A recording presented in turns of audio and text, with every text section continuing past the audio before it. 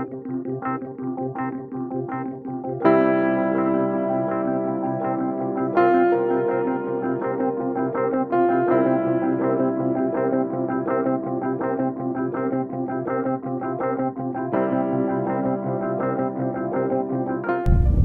right, so we just finished shooting a Beretta 96 and watching the system both identify the shot, track the camera's track to the shooter, and the shooter being recognized by facial recognition. Next, we're going to be shooting both the Beretta 96 from the same shooting position, as well as from a different position opposite of the other shooter, an AK-47, so that we can watch the camera and the system identify both shooters and pan back and forth.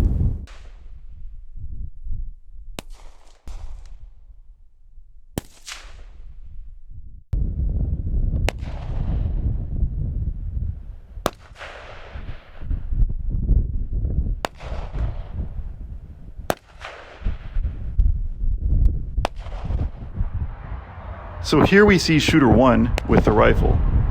In a moment we will see shooter 2 with the handgun. In both instances, the camera pans to the suspect and will follow the suspect around as they move after they've shot.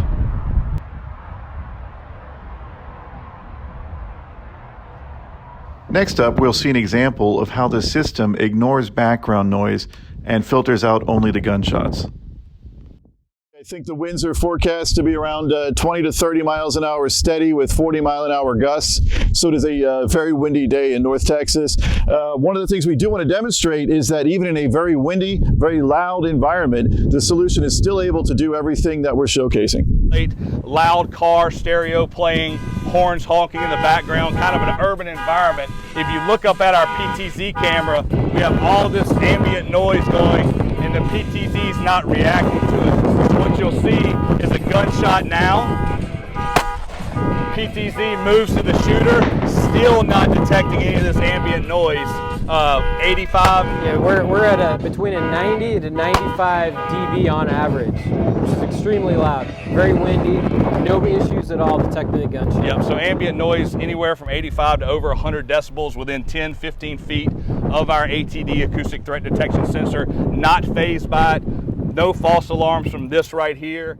So we just drove down 400 feet from the location of the sensor. We fired 30 rounds, and as you can see in the platform, the camera zooms in on the shooter. The camera identifies the shooter as human. The camera identifies the vehicle as a pickup.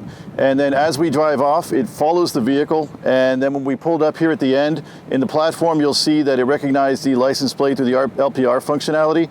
And during that time, we've also pulled in the facial recognition, so we don't know, now we know who the shooter is as opposed to just a random individual.